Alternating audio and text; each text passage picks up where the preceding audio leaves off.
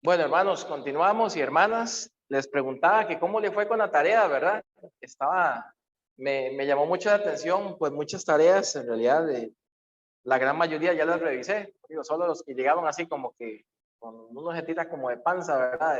Debajo de la cerca, no las he podido ver, pero, y me alegra mucho los que han podido hacer la tarea de ver el análisis, ¿verdad? Que se está haciendo de cada punto, ¿verdad? Me llamó la atención ayer, un hermano me compartía que llevaba como una hora, ¿verdad? De estar descifrando y leyendo un montón de cosas y qué bonito porque eso es parte del método Penta. ¿Se acuerdan cuál era el método Penta? Aprender a pensar, a explorar, tomar notas, porque si tomamos notas hacemos nuestro lo que estamos aprendiendo, ¿verdad? Y muy importante compartirlo, ¿verdad? Transmitir eso que estamos aprendiendo y lo que es crucial es actuar en consecuencia de ello, ¿verdad? Entonces, eso son lo que significa el método PENTA. Pensar, explorar, tomar notas, transmitir y actuar. Entonces, pues muy contento de ver muchos desarrollos que hay ahí. Sí quería tal vez aprovechar y tal vez comentar algunas cositas. Por ejemplo, algunos pusieron dentro de los profetas mayores, que era una de las preguntas, el libro de Lamentaciones. Y en realidad no es que está mal.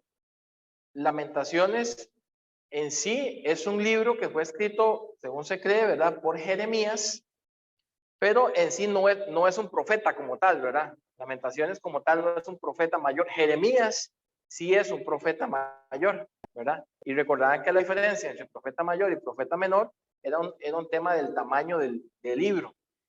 Lamentaciones lo vamos a ver cuando vayamos libro por libro, veamos el libro de Lamentaciones. Hay profecía, pero es un libro que está escrito en el género poético, que es el que vamos a ver hoy. ¿Ok? Sí, Ruth tiene una duda. Adelante, Ruth. Ajá. Sí, exacto.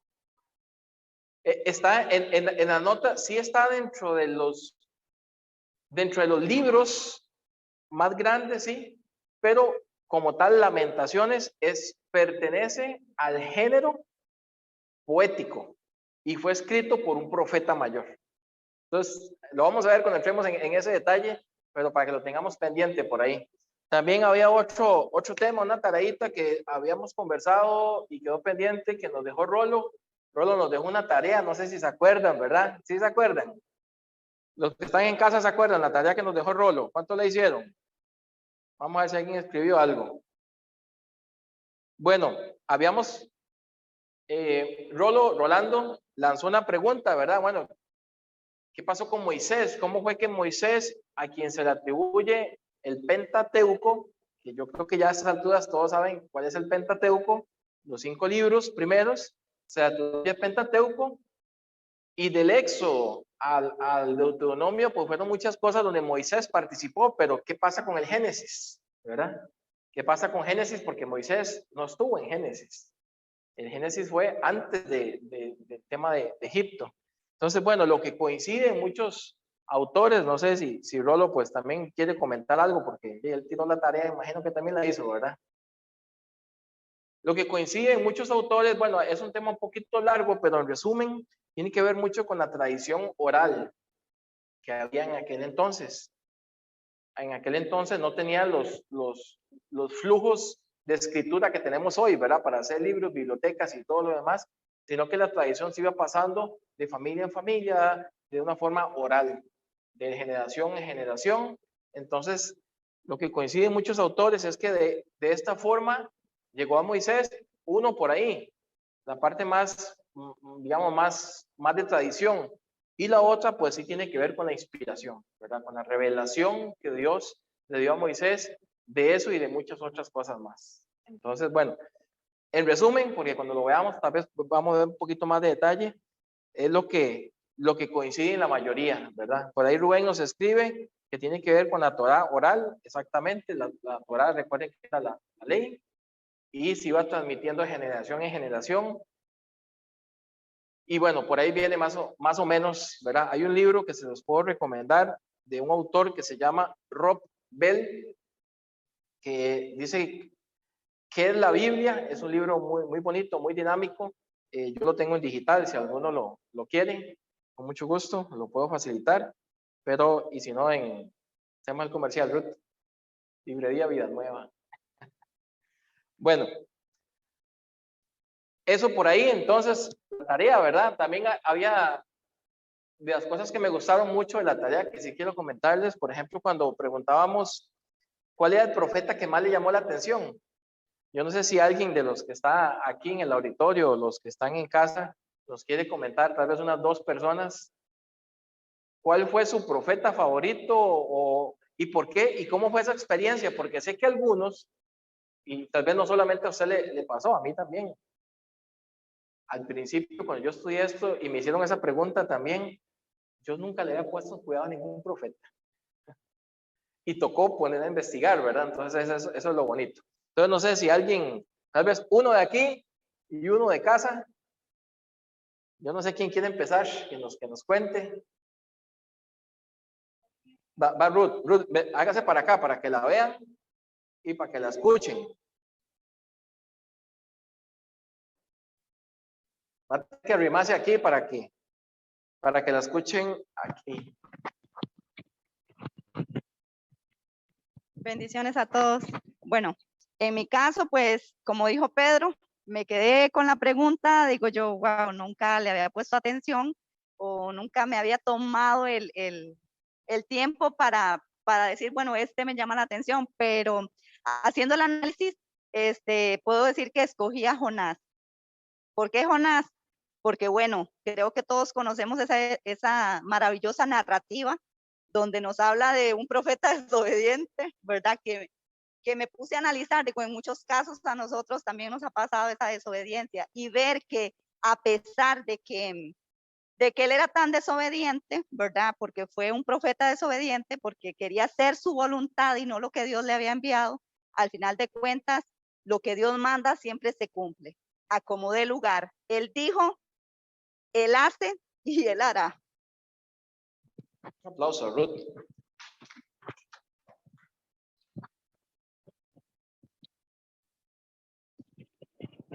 En la casa, no sé, no había aplausos, solo como 2 aplausos los que están en la casa.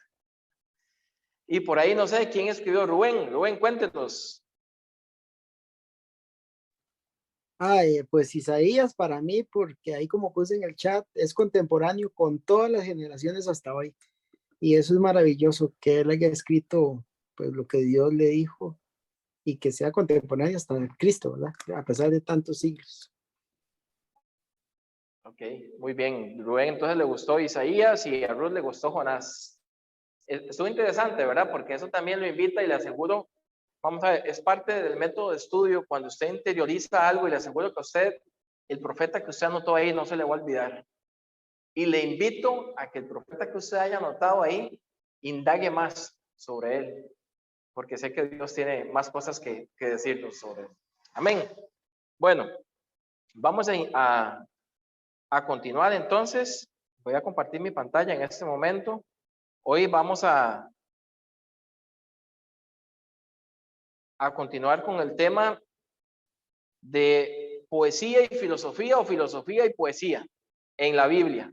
Recuerden que estamos en el curso de Bibliología Cero, partiendo de algunos elementos esenciales de cómo está compuesta la Biblia para cuando vayamos a interpretar, cuando vayamos a estudiar algún libro, podernos ubicar en ese contexto, ¿verdad? Es como cuando usted está viajando, usted tiene que saber para dónde va, con qué se va a encontrar, si hace frío, si hace calor, ese tipo de cosas a nivel comparativo es lo que estamos haciendo. Entonces, bueno,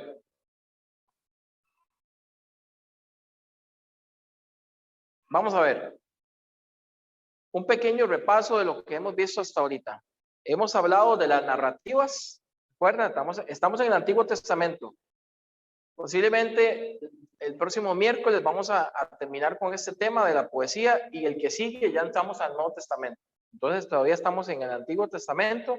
Estamos hablando un poquito de integrando ideas de las narrativas del Antiguo Testamento, que ahí encontrábamos muchos libros históricos Pasamos un poquito por los profetas para conocer a grosso modo cuáles son los profetas que nos encontramos en la Biblia y qué era un profeta, cuál era su trabajo, qué no era un profeta también. Vimos eso y ahorita vamos a integrarlo en lo que es la poesía o el género poético. Vamos a ver, dentro del género poético está la poesía, ¿verdad? Que la poesía es esa forma de escribir en prosa, en verso, pero el género poético incluye, que vamos a ver algunos otros detalles ahorita, no solamente la poesía como tal, sino canciones, sabiduría también en forma de proverbio, etcétera. Entonces, también ahí les anoté en la parte de arriba que estamos todavía en lo que llaman los hebreos la Tanakh. ¿Sí lo ven ahí? Tanakh es un acróstico. En el hebreo no existen las vocales, o sea, la A, la E, no existen. Pero en las traducciones se le coloca. Entonces, usted imagínese que no está la A. Y es la forma o donde están agrupados todos los libros o la ley, todo lo que ellos utilizaban como la Biblia hebrea. Ahí tenemos, la T significa o viene de la Torá, que eran los libros de la ley. La N es una palabrita que se llama los Nevim. Nevim viene del Naví, ¿se acuerdan? Entonces ahí están también todos los libros que tienen que ver con la profecía. Recuerden que el Naví era el vidente. Y la K tiene que ver con los ketubim, que es una palabra en hebreo, ketubim, que significa otros escritos. Ahí tenemos los salmos, los proverbios y algunos otros. ¿Ok? Entonces, eso es lo que significa la Tanakh, por si lo han escuchado por ahí. La Torá, los Nevim y los ketubim. La ley, los profetas y los otros escritos. Y no sé si les hace eco esto que les estoy diciendo, algo que dice Jesús en Lucas, cuando se encuentra con los discípulos de Emaús, que van camino de Emaús y Jesús se les aparece y les abre la mente, el corazón, y les dice que si no han visto lo que dicen las escrituras, que lo que dice la ley y los profetas de él, está haciendo referencia a la Tanakh. Okay. Nada más a manera muy, muy general. Bueno, vamos a entrar de lleno a lo que es el género poético. Y el género poético está lleno de imágenes y lo vamos a ver en detalle. Cuando yo les pongo esa imagen, ¿qué es lo primero que a usted se le viene a la mente? Juan Santamaría, ¿verdad? ¿Y qué significa Juan Santamaría para la historia de Costa Rica? Un héroe. ¿Qué más significa? Ahí nos pueden escribir los que están en la casa. ¿Qué más significa? Cuando usted ve esa imagen de Juan Santamaría, ¿a qué lo llama usted? Un libertador, ¿verdad? Cuenta una historia, nos cuenta una historia. Desde que usted lo ve, usted se imagina y se celebra. ¿Qué fecha? El 11 de abril, ya casi cae el lunes, es feriado por aquello. Nos evoca, nos llama una narrativa, ¿verdad que sí? Bueno, esto es lo que hacía muchas veces los profetas usando las imágenes o usando la poesía también. Y cuando usted ve esto, ¿qué le dice eso?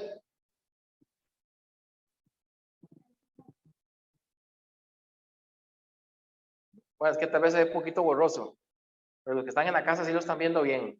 Vamos a ver qué puse. El himno nacional. Por ahí nos dicen que Juan Santamaría es el libertador. El himno nacional. Y cuando usted ve eso, usted inmediatamente, ¿qué hace? Se pone la mano.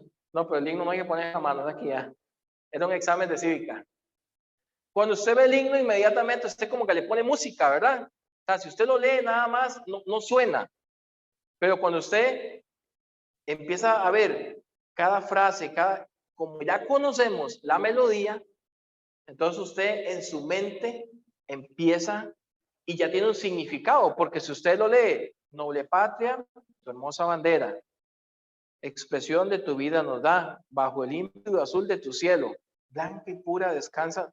Vamos a ver, ahí empieza el género poético y quería ponerlo con un ejemplo que usted y yo conocemos. Sin embargo, si no le ponemos ritmo, no suena, ¿verdad? Eso es lo importante cuando nos acercamos al género poético. Hay que ponerle sentimiento y el ritmo lo que hace es que nos mete sentimiento, ¿verdad? ¿Cuáles sentimientos? De todos. No es lo mismo, hablando de acá de la iglesia, y cantar, no sé, mejor es un día en la casa de Dios, ¿verdad? Que una canción que nos llama más al arrepentimiento. Vamos a ver qué nos están escribiendo por aquí. Inspira respeto, están diciendo por ahí también, que fue lo que preguntamos hace un rato, Libertador, inspira respeto. Muy bien. Entonces, esto como introducción, porque esto es lo que usaban los escritores bíblicos a través de la poesía. Ellos usaban imágenes, usaban textos que invitaban a recordar la historia, a recordar la ley, pero de una forma distinta.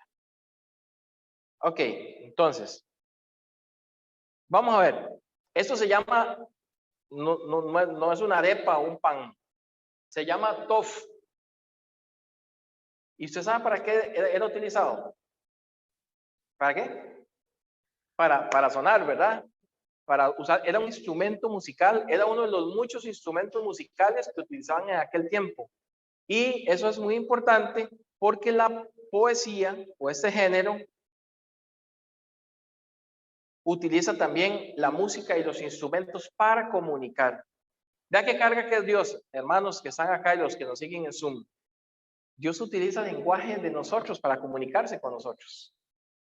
Utilizó las narrativas porque es la forma en que también comprendemos la historia a través de historias. Y en este caso estamos viendo cómo Dios se comunica a través de la cultura o el lenguaje nuestro que tiene que ver con instrumentos musicales. Vea qué lindo lo que dice un salmo conocidísimo, que es el Salmo 150. El último salmo, vea cómo cierra el libro de Salmos.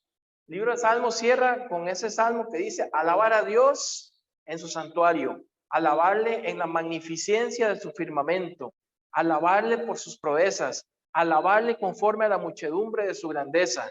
Y ahora sí, del versículo 3 al 6, al 5, empieza a decir con qué podemos alabar a Dios y qué está utilizando. Vea, ahí está marcado de color. Bocinas, salterio, arpa, pandero, danza, cuerda y flauta, címbalos resonantes, címbalos de júbilo. Y al final, todo lo que respire, alabe al Señor. Eso es poesía y la poesía usa muchos instrumentos, ya sea de percusión, de sonido, y usted y yo mismo podemos ser poesía para el Señor. Qué bonito eso, ¿verdad? Seguimos. A propósito, ¿cuántos vieron los videos? ¿Recuerdan los videos, los profetas y los escritores que escribieron poesías están llevándonos a través de la narrativa, pero esa narrativa ya no es nada más prosa, ya no es sino que le ponen emociones, sentimientos, instrumentos para contarnos algo. El libro de Salmos nos cuenta una gran historia y vea cómo cierra en el Salmo 150. Por ahí María Félix levantó la mano. Adelante, María Félix. No, es que preguntó quién vio los videos, entonces levanté la mano. Se escuchó allá como en Palestina. Que sí escuché los videos, es lo que... Ah, bueno, está bien, está bien. Gracias. Bueno, seguimos. Sí. ¿Perdón?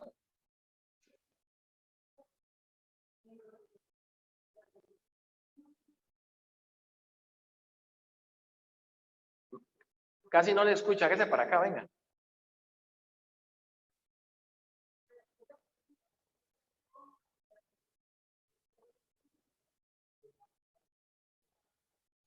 Okay. Bueno, sí, ahí venía en el video, sí, sí.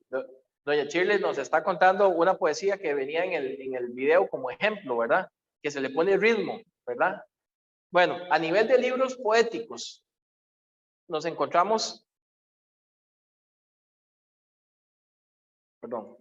nos encontramos estos libros que pertenecen al género poético, el libro de Job, el libro de Salmos, Proverbios, Eclesiastés y Cantares. Ojo, no significa que no hay más poesía en la Biblia, y lo vamos a ver. Por ejemplo, de forma general, podemos decir que pertenecen a género poético los siguientes. Vea qué interesante esto. Me devuelvo nada más. Estos libros son los que se consideran del género o libros totalmente poéticos. Sin embargo, perdón, alguien está rayando ahí. Alguien activó ahí el lapicito de la pantalla. Sin embargo, estos otros textos que vamos a ver también pertenecen al género poético. Vea qué interesante. Bueno, Salmos completo. Todos Salmos pertenece al género poético y son canciones. Es el salterio que llamaban o el libro de cantos de los hebreos. Por ejemplo, hay libros sapienciales. Sapiencial, recuerdan que venía de sabiduría. Hay libros de sabiduría que están dentro del género poético. Por ejemplo, Job, todo el libro de Job, con excepción, no los vamos a ver, de esos versículos y capítulos que están ahí, eso les va a quedar en el material, que no son poesía. Proverbios, todo Proverbios pertenece al género poético y más de la mitad de Eclesiastés. Por eso Eclesiastés se mete dentro de ese saco, pero no todo libro es de género poético. Algunos autores también incluyen a Cantar de los Cantares dentro de esta parte y incluso otros agrupan a Lamentaciones y a Salmos en la parte de libros de sabiduría, pero que al final son poéticos. Vean qué interesante también. Hay muchas secciones de los profetas que son poéticas, de Isaías, de Jeremías, de Ezequiel, de Joel, Oseas y Amós. Y hay libros proféticos que el libro totalmente es poesía. Por ejemplo, no sé si alguien puede leer Habacuc, el último versículo de Habacuc, o en los últimos versículos, alguien que lo pueda buscar en la Biblia y compartirlo.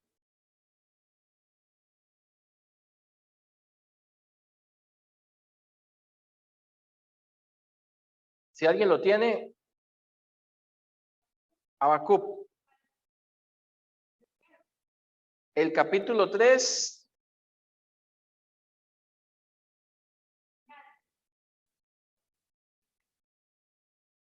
el 19, pero la última estrofa que trae el punto final. Adelante, Ariana lo va a leer. Al jefe de los cantares sobre mis instrumentos de cuerda. Bueno, ahí lo leyó también María. Ok, Ariana, léalo una versión que usted está leyendo también. Gracias, María. Con gusto.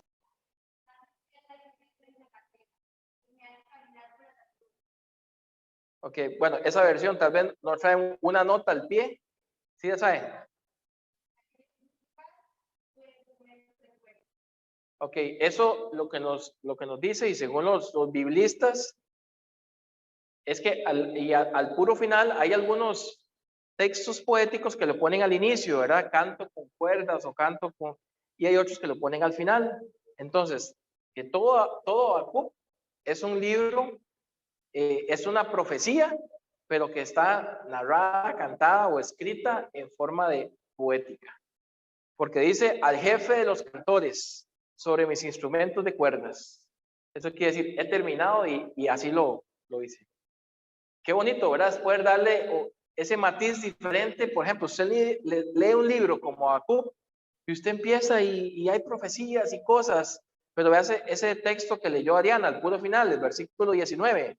Lo va a leer en la versión Reina Valera 1960. Dice, Jehová es el Señor, Jehová el Señor es mi fortaleza, el cual hace mis pies como de siervas y en mis alturas me hace andar. Y eso es un salmo también. Pero si usted le pone ritmo, le pone música o le pone sentimiento, es diferente que nada más leerlo, ¿verdad? Adelante, Rolando.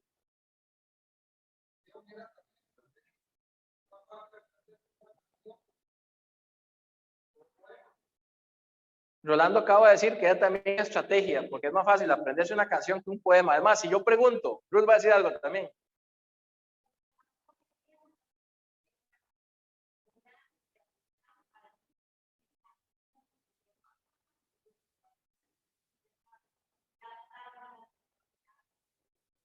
Ruth nos está poniendo el ejemplo de cómo aprenden los niños, ¿verdad? Que pedagógicamente es mejor y se aprenden las tablas, las vocales en español, en inglés, a través de canciones.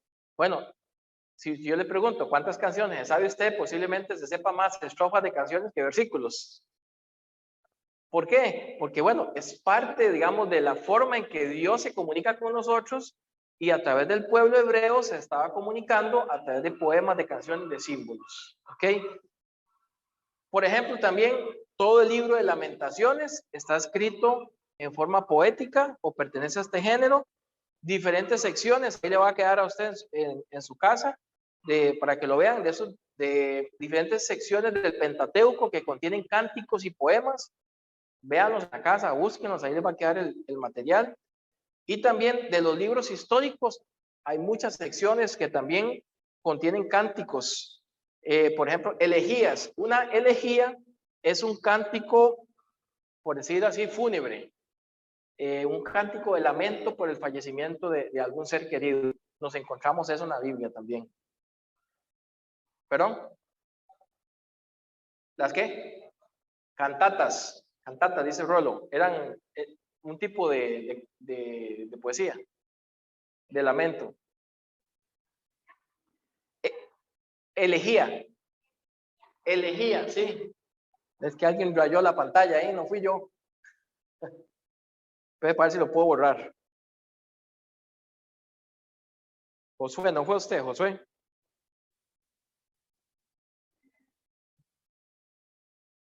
O Andrei, que no son medios traviesos, ¿verdad? Bueno, seguimos.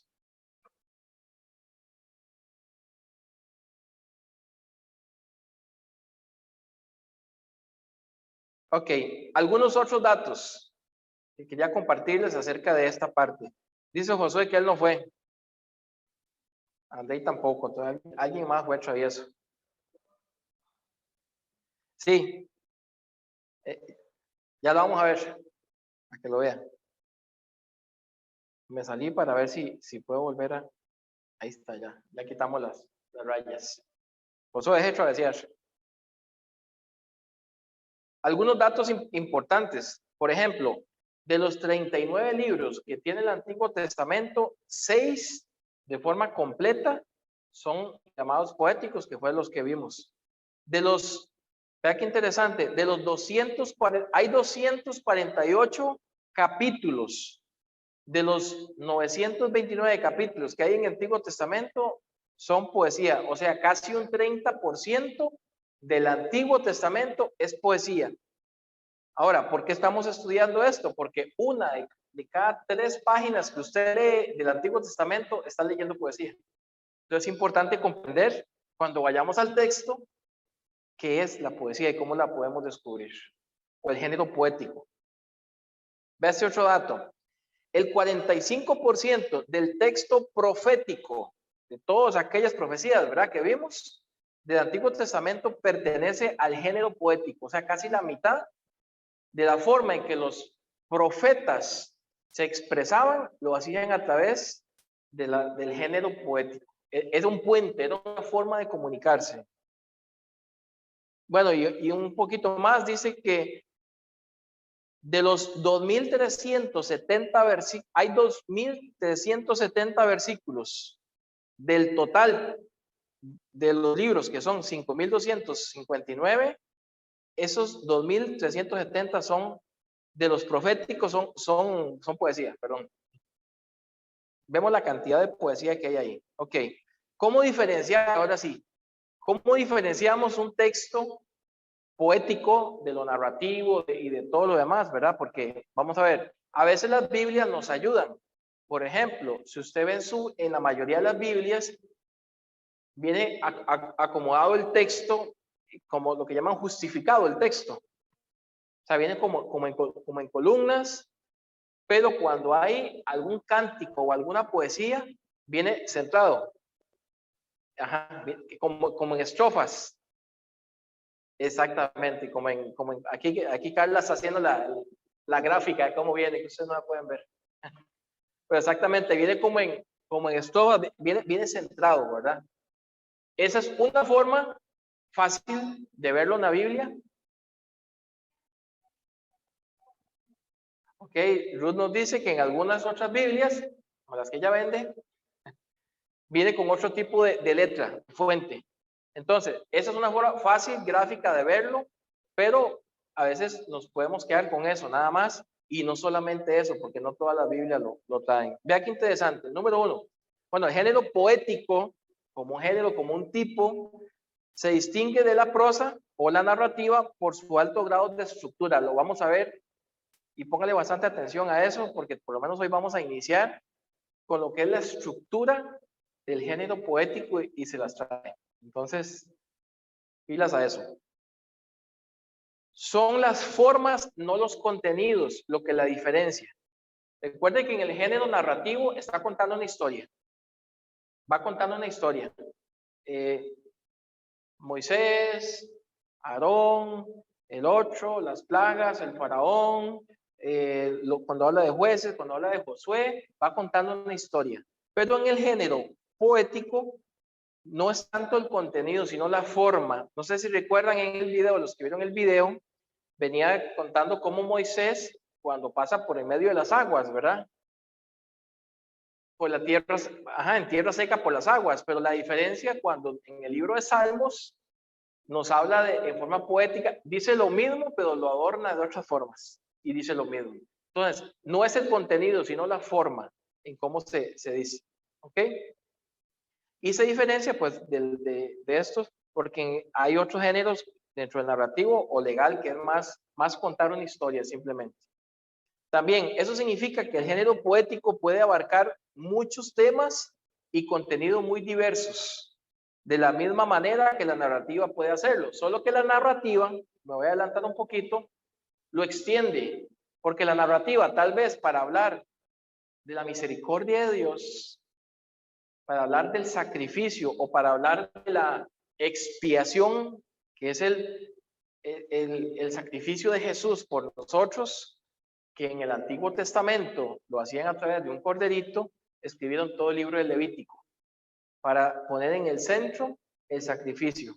La poesía lo sintetiza, lo hace más corto y le pone palabras, le pone emociones, le pone sentimientos, le pone figuras literarias, le pone comparaciones que vamos a ver. También otra forma es que la propia naturaleza del género poético fomenta algunos usos, como por ejemplo la apelación a las emociones, la imaginación simbólica y profética o la expresión de vivencias, tanto personales como comunitarias, sin restringir el género poético solamente a esto. El género poético tiene esa ventaja de que te dice muchas cosas a través de simbolismos. Vamos a hacer, aquí está lo que Perro nos decía ahora, vamos a hacer un pequeño ejercicio, ¿está bien? ¿Quién me da la hora? ¿Qué hora es? Ahí está. Gracias, Rolo. Gracias por que me dio la hora. Vamos a ver cuánta gente tenemos en casa. Tenemos 23 personas y aquí vamos a hacer 2 grupos de los que están en el auditorio y vamos a hacer 8 grupos de los que están en casa. ¿Está bien? Ponga atención a las instrucciones. Vea lo que vamos a hacer. Ahorita les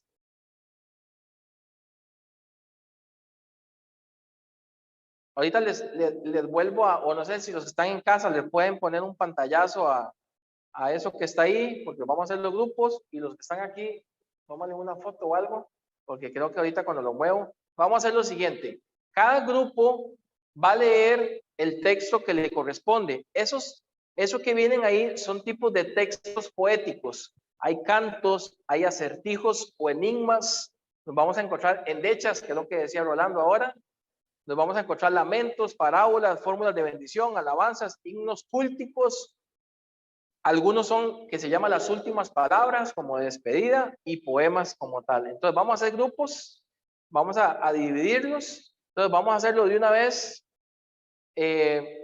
Acá los que están, este grupo, ustedes para acá, van a ver el punto 1, que son cánticos. Les voy a dar nada más 5 minutos para esto. Es rapidísimo porque nada más leer el texto para que lo vean. 5 minutos.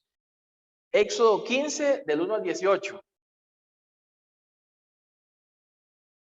Vamos. Este otro grupo, el grupo 3, le vamos a poner un poquito más largo. Van a ser el grupo 3. Van a leer 2 de Samuel 1, del 19 al 27. ¿Ok? Y los demás grupos ya los vamos a dividir. Entonces, al que le toque en los grupos de Zoom, póngame atención, grupo Zoom, al que le toque el grupo 1, va a ser acertijos y enigmas. Jueces 14, 14. Después pasamos a lamentos y ahí si quiere yo les voy escribiendo el grupo que le toca. Entonces, si gustan los que están aquí ya se pueden agrupar, valga la redundancia, y hacer el grupo 5 minutos y voy a hacer los grupos a los demás. Si gustan en el chat les pongo los textos. Entonces regálenme un segundito para hacer los grupos. Tienen que leer el texto y comentarlo. Vamos a ver, un segundo.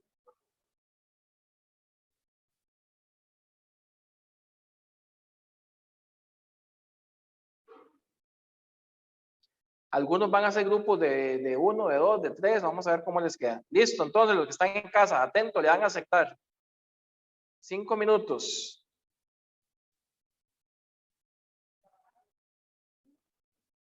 Ahí está, se fueron. Quedaron como de 3 casi.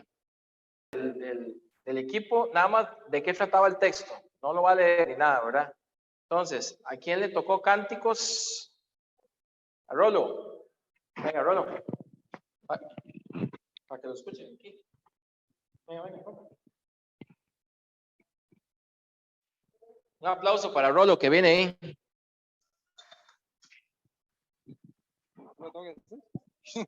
El texto de ustedes era Éxodo 15 del 1 al 18. ¿De qué trataba?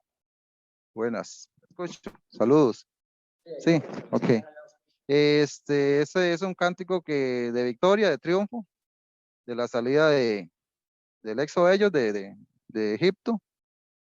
Entonces, cómo Dios los liberó del ejército de Faraón en el mar. Hasta tenemos canciones nosotros. Echó a la mar. Ajá. Aplauso a Rolo, a Rolo y al equipo. Nada más un segundito porque no sé si hay. Ok, ahí se ve así, ¿verdad? Acertijos o enigmas. ¿Quién le tocó acertijos o enigmas? Jueces 14, 14. Mari, Luis y yo. ¿De qué trata ese texto? Bueno, es de una adivinanza que Sansón le expuso a los filisteos.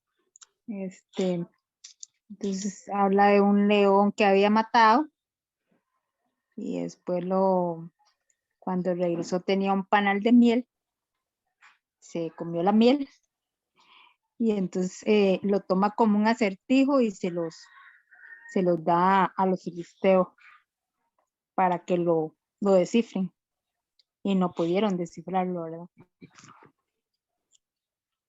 Entonces dice, casi no se escuchó, ¿verdad? Bien ahí. Más o menos. ¿no se escuchó? Es un acertijo. Sí. Seguro por la señal se le corta un poquito.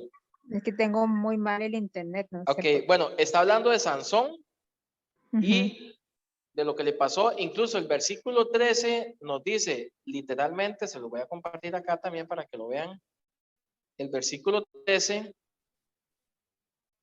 nos dice literalmente qué es lo que está sucediendo ahí. Vea lo que dice el versículo 13 de Jueces 14, dice: mas si no me lo podéis declarar, entonces vosotros me daréis a mí los 30 vestidos de lino y los vestidos de fiesta.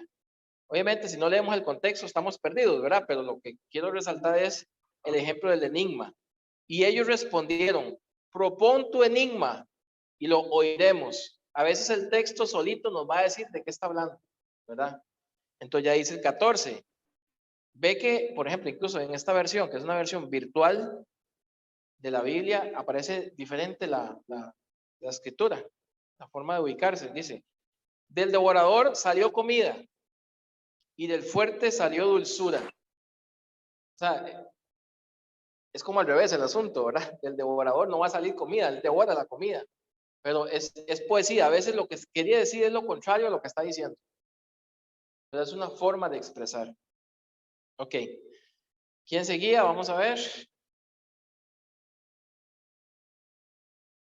Sigue Endechas. Grupo 3. Venga, aquí tienen que decirlo aquí para que lo escuchen en la casa. Viene Emily. Segunda de Samuel 1, 19, 27. Entonces nada más díganos de qué trata. Bueno, trata de lamentos. Trata de lamentos entre Saúl y Jonatán, y entonces usan metáforas. Es complejo, tiene romanticismo, además de que viene centrado y que son indicios de lamentos. Ok. Es un lamento, ¿verdad? Pero un lamento por algo que sucedió, ¿verdad? Es como algo así un poco más desgarrador. Adelante, Ruth. Ok.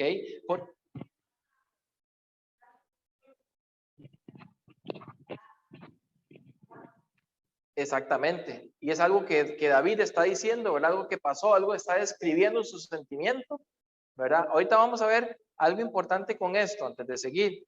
Y es que tenemos que tener mucho cuidado de hacer teología de la poesía. ¿Qué quiero decir con esto? Teología, recuerden que es el estudio de Dios. Y muchas veces lo que nos está expresando, en otras sí, pero no siempre, muchas veces lo que nos está expresando es el sentimiento de la condición humana, que al final termina refugiándose en Dios, ¿verdad? Seguimos ahí nada más, ya para ir terminando. Parábolas. No, lamentos, el Salmo 79. ¿Quién le tocó el Salmo 79? Nada más que nos cuente de qué se trata.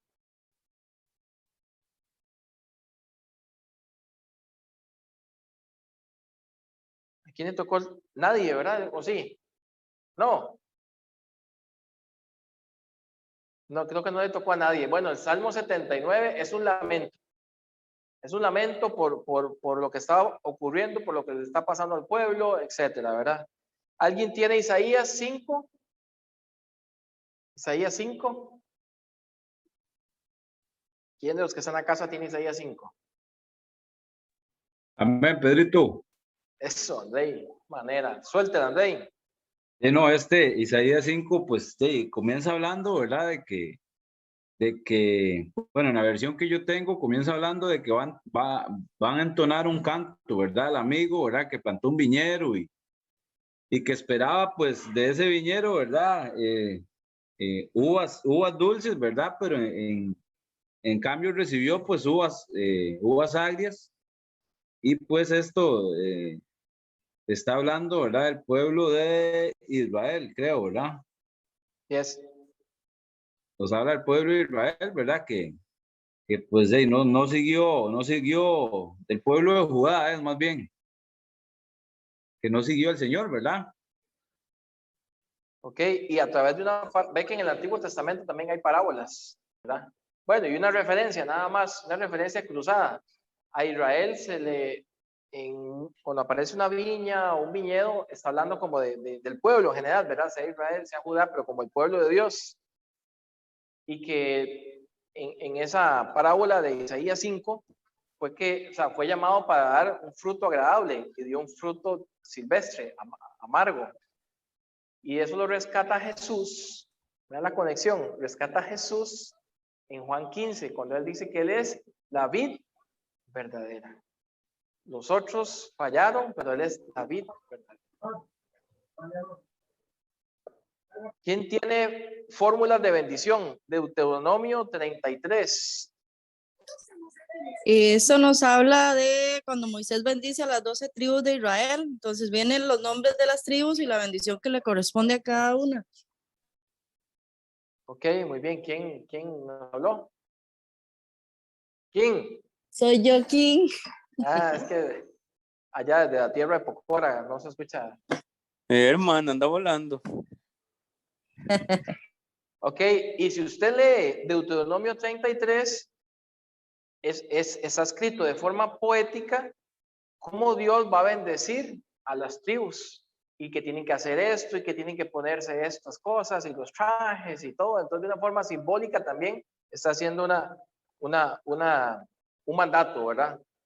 ¿Alguien tiene 2 de Samuel 22 que habla de alabanzas?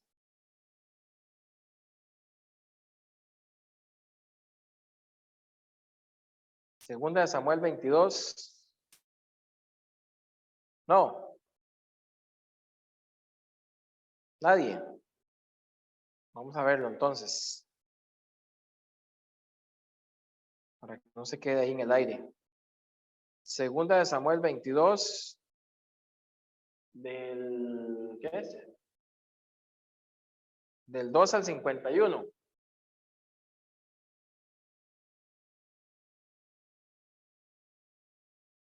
Ya se los proyecto. Este es un cántico de liberación de David. Y también eso después lo podemos encontrar en el Salmo 18 también. Entonces, a través de un cántico de liberación, ahí eso es lo que nos dice, la forma en cómo Dios lo liberó, ¿verdad? Dice, habló David a Jehová las palabras de este cántico. Vea que solito nos dice, también, a veces lo encontramos fácil. Las palabras de este cántico, el día que Jehová le había librado de la mano de todos sus enemigos y de la mano de Saúl, y dijo, Jehová es mi roca, mi fortaleza. ¿Le suena algún salmo eso? Pues están salmos también, ¿verdad? Ok.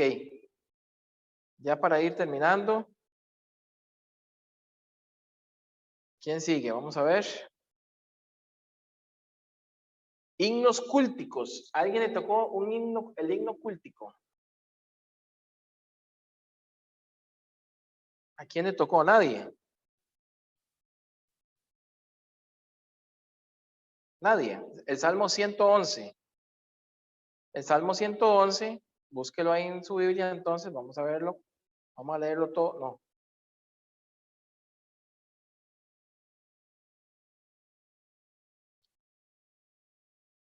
Salmo 111 dice lo siguiente. Dios cuida de su pueblo. Bueno, ya sabemos que los salmos todos son canciones, ¿verdad? Pero habla ¿por qué habla se llama un himno cúltico? Porque habla de un himno, una canción congregacional. Lo cantaban cuando estaban reunidos juntos. Dice, por ejemplo, solo las primeras estrofas. Alabaré a Jehová con todo el corazón, en la compañía y la congregación de los rectos. Grandes son las obras de Jehová, buscadas por todos los que las quieren, etc. La verdad era algo que cantaban en la congregación, por eso se llama un himno cúltico. ¿Alguien tiene últimas palabras? Que es 2 de Samuel 23. Bendiciones a todos. Aquí, Pedrito, lo tengo yo, Meli. Hola, Meli. Adelante, Meli. Este habla sobre prácticamente una poesía que David expresa. Ya me imagino que en sus últimos días, porque todavía no ha muerto ahí, ¿verdad?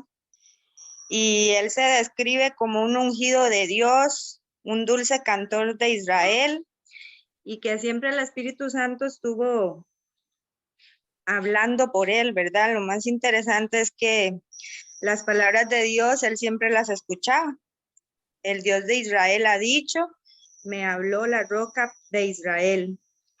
Y al final él se pregunta o se dice a sí mismo que si habrá un hombre con el temor que él tenía, ¿verdad? Entonces, que sea un hombre como que sea tan recto y tan firme como el resplandor del sol en una mañana. Prácticamente pura poesía, pero él se preguntaba si iba a haber alguien con el corazón que él tenía. Ok. Muy bien. Vea qué interesante. Estas, digamos, dentro de los tipos de poesías, ve que nos encontramos, y el mismo texto, lo que le decía, la forma de estar ubicado, ¿verdad? Nos ayuda a diferenciar lo que es poesía. Entonces, si usted está leyendo la Biblia y usted se encuentra un texto como este, de 2 de Samuel, capítulo 23, cuando usted lo está leyendo, o sea, no se mentalice como un texto normal, como una narrativa. Era un cántico, ¿verdad? Imagínese a David cantando esto, diciendo esto de sus últimas palabras. Estaba a punto ya a terminar y el mismo texto nos lo dice. Bueno, ya para terminar, poemas, creo que Rubén, ¿verdad, Rubén? Y Anita. Sí, correcto. Génesis 4. Ajá, habla de una poesía, como dijo Pedro, ¿verdad? De las poesías no se puede hacer. Se nos vino un aguacero aquí. Ok, pero sí me escuchan. ¿Me escuchan? No, se escucha mucho la lluvia. Y ya no escucha Pedro. ¿Me escucha, Pedro? Probando. No, Rubén, no le escuchamos porque se vino un aguacero aquí. No se fue escucha nada. Pedro. Dice Pedro que no lo escucha, que hay mucha lluvia. Bueno, sí me escuchan los de la casa. Creo que los que están en casa sí lo escucharon, pero los que están Sí, aquí no. Rubén, tele. Rubén, aquí lo escuchamos. Okay. Bueno, ahí esa poesía es de la Rubén, MEC. no se escucha por la lluvia. Sí. Ya está pasando el chaparrón. Okay. Es una poesía de la MEC a sus dos esposas, a Ada y a Sacía. La MEC es tataranieto de Caín, ¿verdad? Rubén. Es de esa generación de Caín. Rubén. Sí. Sí, es que Pedro es el que está ¿Se escucha? aislado. Ahí se oye, Pedro. Véngalo, a ver. Rubén, es que mira que aquí se vino un aguacero y no se escucha nada el sonido. Si queda ahí, sí, los dale, de casa sí me escuchan. Ahí sí, dale. Es una poesía de la MEC, ¿verdad? Que es tataranieto, creo, de Caín. Es de esa generación de los Caín, tataranieto, como 3 veces. Y es un poema que le hace a la esposa, a Ada y a Sila, mujeres de la MEC. Y lo que narra más que todo es como como dijo Dios, ¿verdad? Que el que mataba a Caín será 7 veces castigado, ¿verdad? Pero dice que el que mate a Lamec será 70 veces castigado. Pero es una poesía que le dijo Lamec a las esposas, nada más. Entonces, eso decía Pedro, no se puede hacer doctrina, porque ni Dios se lo dijo, es simplemente él lo que está expresando esa poesía, a las esposas nada más. Ok. Muy bien, Rubén. Gracias. Y vea qué interesante. Bueno, Rubén lo que nos está diciendo, para los que no lograron escucharlo, que lo resumió muy bien, es que es una poesía o un cántico que le dice Lamec a sus mujeres en aquel tiempo, ¿verdad? Lamec fue uno de los tatarabuelos o de los abuelos, ¿verdad? De Noé y descendientes de Caín. Y le está diciendo que en el versículo 24, 7 veces será vengado Caín. Lamec en verdad 70 veces 7 lo será. Es un poema, ¿verdad? Eso es una venganza. Sin embargo, vea qué bonito, cómo todo se ancla en Jesús. ¿Recuerdan cuando dijo Jesús cuántas veces hay que perdonar? Esto era una venganza, pero Jesús recupera estas palabras y dice, no te digo que 7, sino hasta 70 veces 7 perdonar. Aquí Lamec lo que está haciendo es venganza. Jesús le da vuelta y le da sentido algo. Ok, entonces, bueno, parte de lo que estábamos viendo, ya para terminarlo, es que nos encontramos muchos textos poéticos. Voy a compartir una vez más ya para... Dentro de la Biblia hay muchos tipos de textos poéticos, ¿verdad? Cánticos, acertijos o enigmas, endechas, lamentos, parábolas, fórmulas de bendición, alabanzas, himnos cúlticos, últimas palabras y poemas, entre otros, ¿verdad? Ese tipo de textos son los que nos vamos a encontrar. Bueno, y ya para dejarlo hasta aquí, nada más, hay algunas características del texto poético que están cargadas de emotividad, como ya vimos en los ejemplos, ¿verdad que sí? También nos vamos a encontrar, hay mucho lenguaje figurado, Vean esa imagen, por ejemplo, el dibujito es lo que dice comerse el mundo, o sea, usted no sabe comer el mundo, pero es una interpretación. Nos encontramos eso en la poesía. Y por último, por lo menos para dejarlo hasta aquí hoy, nos encontramos también mucha imaginación. La poesía es el vehículo que el pueblo de Dios encontró más adecuada para evocar imágenes, utilizar símbolos de forma de enseñanza pedagógica, como nos decía Ruth ahora, entonar canciones, entregar mensajes de parte de Dios, llamar al arrepentimiento, alabar, lamentar, etc. El Dios creador y creativo no solo usa relatos evocadores para enseñar a su pueblo, sino que también usa imágenes, las emociones y lo que hemos venido pues conversando. Entonces, vamos a dejarlo hasta aquí hoy. Nos faltan algunas cositas y la próxima semana vamos a practicar también un poquito más acerca de cómo encontrar otras cositas y otros detalles en los textos poéticos. ¿Listos? Este tema se las trae. Es la otra semana. Prepárense, vean los videos otra vez porque vamos a hacer un canto entre nosotros. ¿Qué les parece? Están en la casa también. Vamos a hacer un canto. Vamos a ir a Cantares, a hacer un poema que viene ahí muy, muy especial. Oramos para despedirnos. No sé si antes de orar alguien tiene alguna pregunta en esta introducción a la parte de poética, y la otra semana vamos a aterrizar en otros ejemplos prácticos. En casa, ¿todo bien? Aquí, ¿todo bien? Mucha información, ¿verdad? Hay que irla procesando. Pero no se preocupen. Cuando lleguemos a libro por libro, ustedes van a ver, para eso era esto, ¿verdad? Se me amplió el panorama. Ahora sí, recuerda la imagen, el cuadro, andamos sobrevolando. Cuando empecemos a ver, mira, esta casa era la que yo vi al techo. Mira, así es por dentro. ¿Ok? Entonces, bueno, alguien nos escribió por aquí. Cantemos en Bribri. Bueno, eso es un original que tengo yo. Dice María que cantemos en Bribri. Wilson. Bueno, oramos. Amén. Señor, gracias por este tiempo que hemos aprendido, que hemos podido compartir, por lo menos un ratito, acerca de una de las tantas partes tan preciosas que tiene la Biblia, que es la parte de poesía. Ayúdanos, Señor, a escudriñar más, a buscar más de ti, a encontrarte a través de toda esa imaginería, a través de toda esa poesía, a través de esos simbolismos con los cuales nos podemos encontrar contigo. Que cuando vayamos al texto bíblico ya no lo veamos como letra muerta, sino como palabra viva. En el nombre de Jesús, Señor, te damos las gracias. Bendigo a mis hermanos que están en sus casas, en sus trabajos, y los que están acá en la iglesia, Señor.